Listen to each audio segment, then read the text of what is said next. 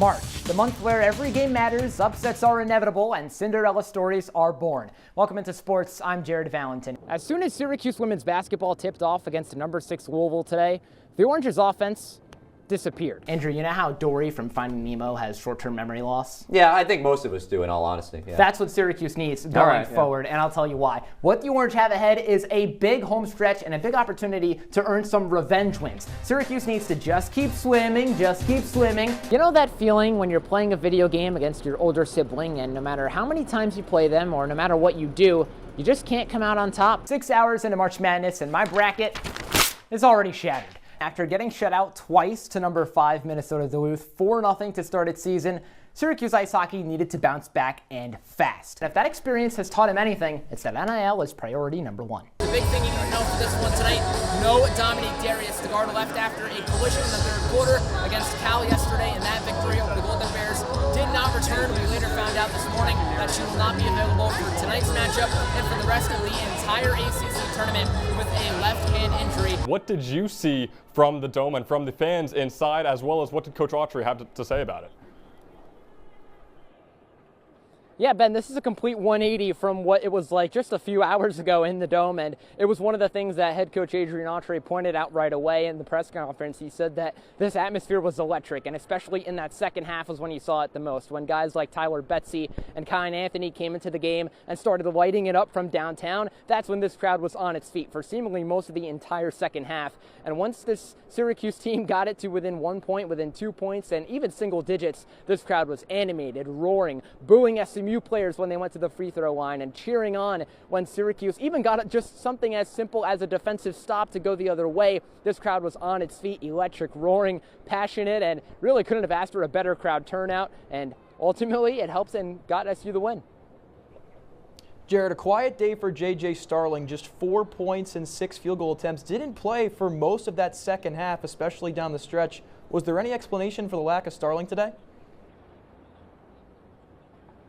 Yeah, head coach Adrian Autry kept it simple post-game. He said that SMU was playing a lot of zone, and he wanted some of the shooters off the bench like Tyler Betsy and Kyan Anthony to come in the second half and really expose that zone that SMU was playing. That's why you saw them come in early in the half, and in turn, they lit it up. Tyler Betsy, 13 points, Kyan Anthony, 8 points respectively. They hit 3 after 3 after 3, and I just mentioned how this crowd was getting into it. They were getting into it, and it was giving them confidence to not only hit open shots, but to hit more difficult shots down the stretch that Syracuse needed. He wanted those guys to get in, and he kept Starling on the bench down the stretch, and he pointed out Starling and praised him in particular after the game. When he was asked why Starling was sitting out, he said he couldn't have been happier with that decision. Starling took the back seat, let guys like Anthony and Betsy and eventually Nate Kings do the heavy lifting and contribute down the stretch. But to answer your question, Ryan, just as simple as SMU was playing zone, and Syracuse wanted to expose that. Burrows with 15 points, 14 rebounds, a career high. She had 11 in the first half alone. And she's back out on the court for Syracuse along with Layla Filia, Shai Hawkins, Dominique Darius, and Uche Azoje, who has 4 fouls. Clemson counters with Holland Harris, Mia Moore, Taylor Johnson Matthews, Hadley Perriman, and Hannah Cohn, the 5 and the 4 for Clemson. Tigers with the ball. They go left to right as they get ready to inbound from underneath the left basket. A win today gives Clemson 10 conference wins. It's the first time, it would be the first time in 25 years that the Tigers have accumulated that many wins in ACC play. Moore, the leading scorer, jogs it across the timeline for Clemson, has it at the right wing, bounce past Perriman, top of the key, guarded by Azoje. Looking for an option, swings it back far wing for Moore, storms down the lane, hop steps, lays it up, comes up short off the left rim. Rebound lassoed in by Azoje for the Cuse. Orange right to left. Burrows paces SU downhill. Has it straight away, gives it back for Darius at the Block S logo, center court. Burrows gets it back top of the key. 56-54, 6 minutes to go from inside the Dome. Filia far wing, guarded by Cohn.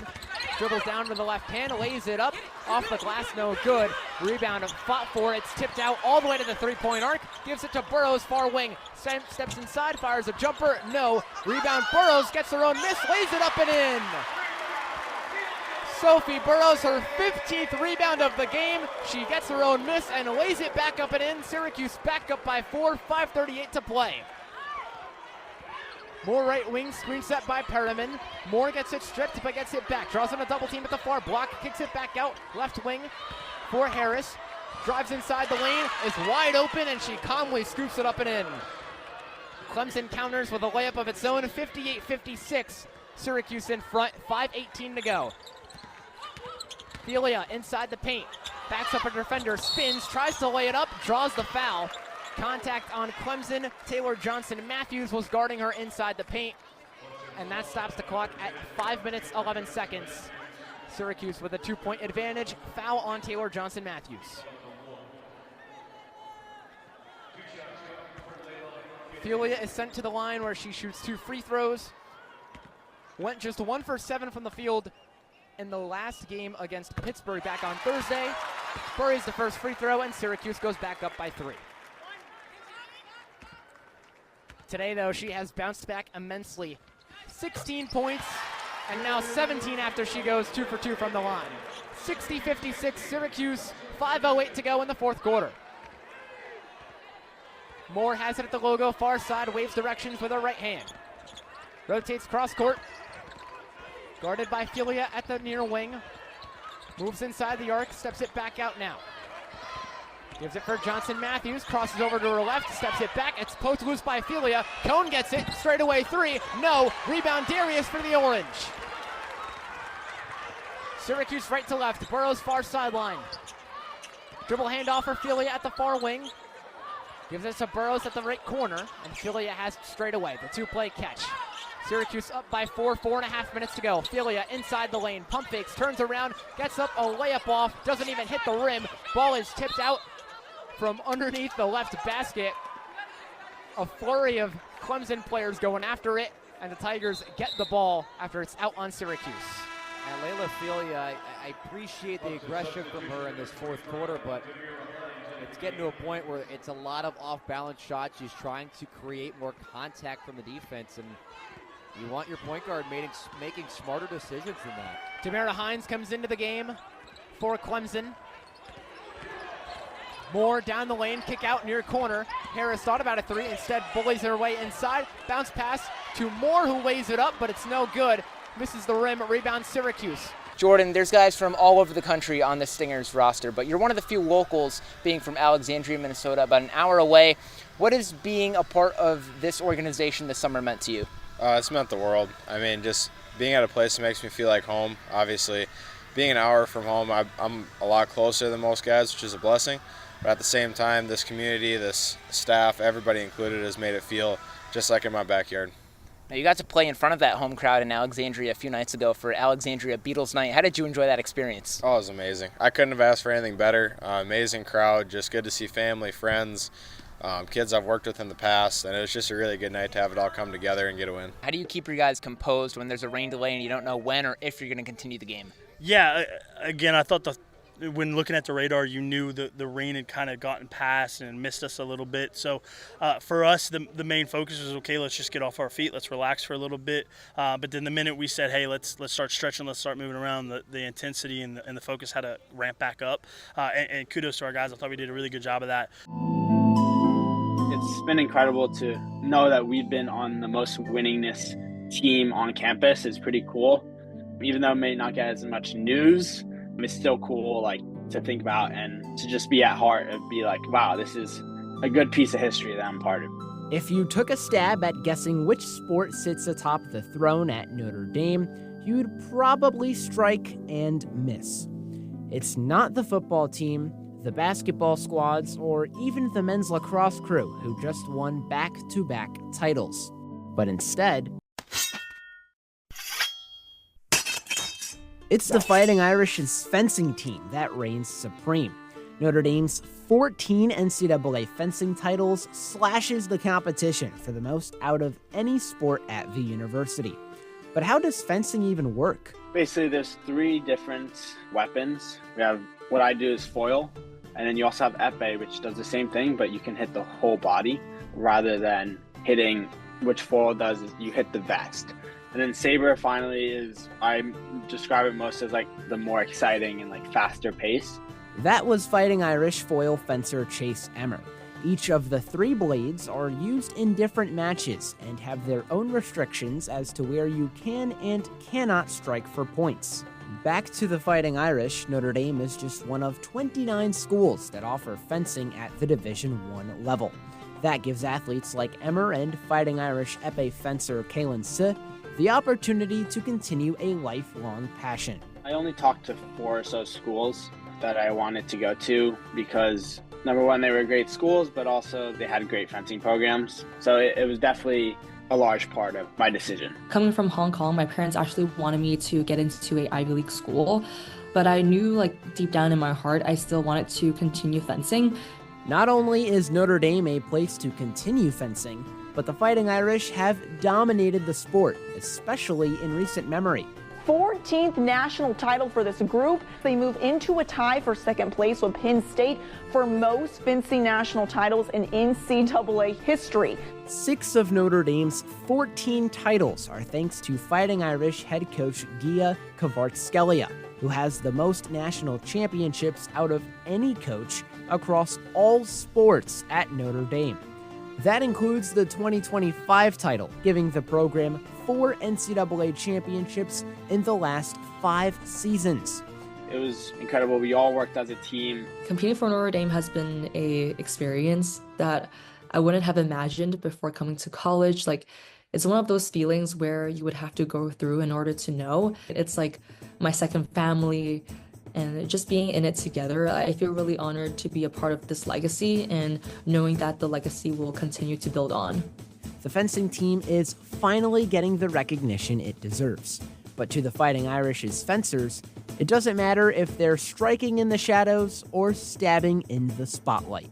I do the sport because I love it, not because for the recognition.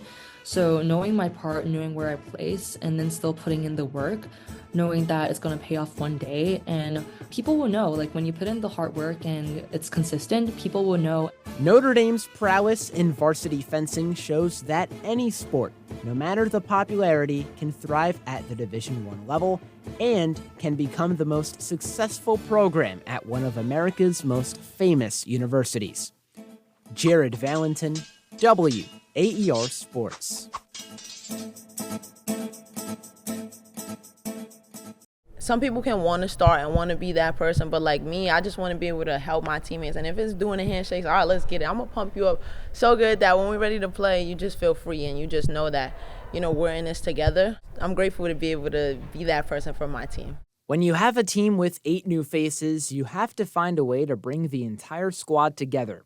One Syracuse women's basketball player has done just that.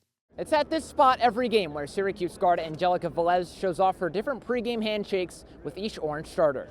This summer, I would just volunteer, hey, I want to be the person that does the handshakes. I always have the most energy, always just energetic, and I always wanted to just make my teammates pumped up before the game. So, we kind of invented our handshakes. I just wanted to do something fun for each person, and then they put their own creativity and twist to it. Those handshakes range from fun in games to strictly locking in for what's ahead. Me and Dom, we worked together, but she had an idea of what she wanted to do. Uche, she just does TikToks. So she was like, all right, Joe, let's do this. And I'm just following her lead with that. Layla, it's just a firm, let's go, Cap. She's straight to the business. And some even reflect how her teammates play on the court. We do a 1-2, and then we kick it down the door, and we shooting the place down. I think it goes with, who Sophie is as a player. She's coming through the door, she's shooting the lights out. And Sophie's been a very impactful and important person for this team. That effort to unite everyone has gone far from unrecognized with SU's newest additions. Joe's an amazing teammate. She's the first person to text you if you had a bad game. She's the first person to want to watch film with you or just talk to you. She's the first person to come up to you after a bad play. She's just very giving as a person. You don't always get that, and I think that just speaks volume to her character. And she's just the best teammate one of the best teammates I've had. She constantly is always trying to help me get better. She's constantly in my ear pushing me each and every day, and I just feel like you don't really get someone that shows up every single day and that helps her teammates. We've been with each other for some people for 4 years, in a college stretch, but the next 40 is what's going to matter. Coach Jack talks about it all the time, hopefully you guys come back together when you guys are old ladies and go on a trip, And I think this is the group for it. We'll definitely be at each other's weddings, I think, down the line in life. Jared Valentin, Citrus TV.